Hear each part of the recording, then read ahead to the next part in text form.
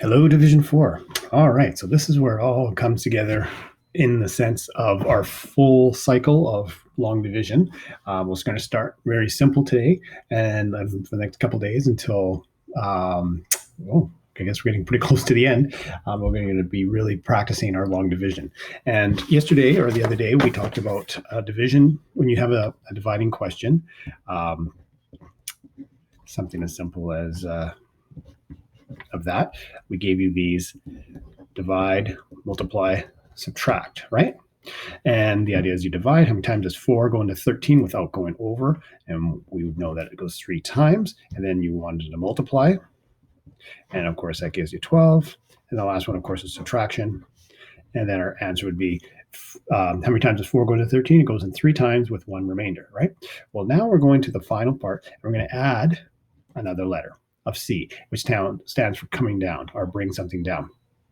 And where that comes in, for example, if I have the question 5 into, let's say, 65, this is where I add the fourth letter.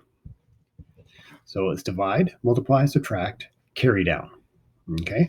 And so you ask yourself, how many times does 5 go into, like, you always ask yourself, like, see here, 4 goes in, can 4 go into 1? No, that's why you went 4 into 13. But now you're going to get into the numbers where this number is going to be able to fit into that first number, okay, into the tens here. So how many times does 5 go into 6? Well, I know 5 goes into 6 once because twice is 10 is too big.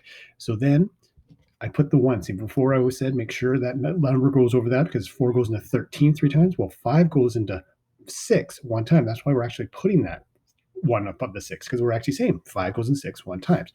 Now, my next thing is multiply. Like I said, you don't have to add the arrow. I'm just doing it just to show you. 1 times 5, of course, gives you 5. And then the S stands for subtraction. And there we go. Now, where the C is carrying down, or I say come on down, you bring down that last number. Now, there's different ways you'll see it. Once again, you'll see some people put an X, some people put an arrow, and some people don't put anything. I would strongly suggest do not double negative. Please put something. And what I would probably say is use the arrow because the arrow keeps your column straight. And X can get a little confusing, especially when you're using thousands and 10,000s and so on. So I would strongly suggest, just like with the capital R, I would strongly suggest use an arrow. And this way it brings it right down. And now this is where a lot of people get confused. Okay. Now you have a new question. Your new question is how many times does 5 go into 15? That's what the question is, but it's just in here. Okay. So there's your 5 into 15. And then what you do after you've carried down, you go back to the first again. You divide. How many times does 5 go into 15, right? That was your question. Of course, it looks like this, though.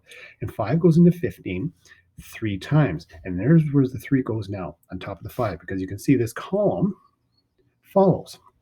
So 5 goes into 15 3 times. Multiply. Coming around again. 3 times 5 is 15. Bring it down. Right? 3 times 5 is 15. That 15 was already there. That 15 is that new multiplication one. The S stands for subtraction. Good. And 15 minus 15 gives me 0. And I look up here. Is there any other numbers? No. So there's nothing to carry down. So I am done. So the answer, of course, is how many times is 5 going to 65? 13 times. So this is where we are now. We're going to the next step. So let's try a nice, easy one. We'll use the 2 times tables, but to get us into a bit of a rhythm here.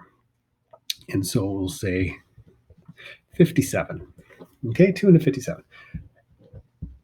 Now, the way I remember this and the way I've done this, and you can do this on a test or if you always need it, to have this as a little reminder of your cycle, I make up a little bit of a saying so I always remember. And what I've said, I says, does milk stay cold?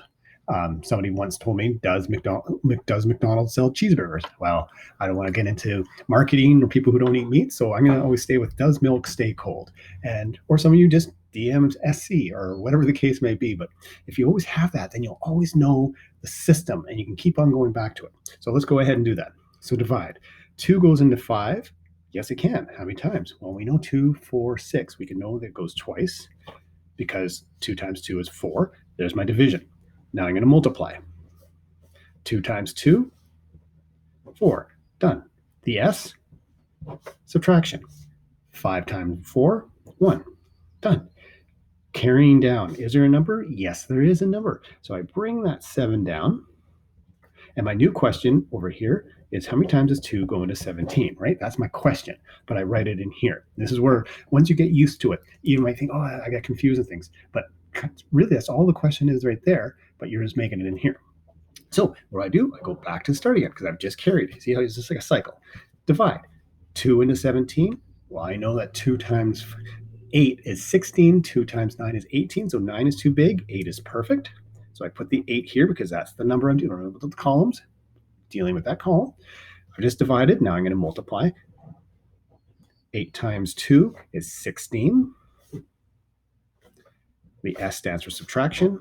17 minus 16, 1. Is there anything up here to carry down? No, I am done. My question is, how many times does 57, 2 go to 57? It goes 28 times with 1 left over. Okay, so how does that relate to today? They've given you something very similar, and you can see we've done this over here.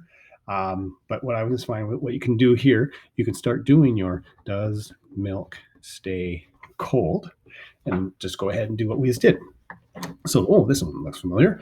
So we said 5 goes into 6 1 times, and then we're going to multiply. 1 times 5. Sorry, I'm just still doing the arrows. Of course, gives you 5, and then the S.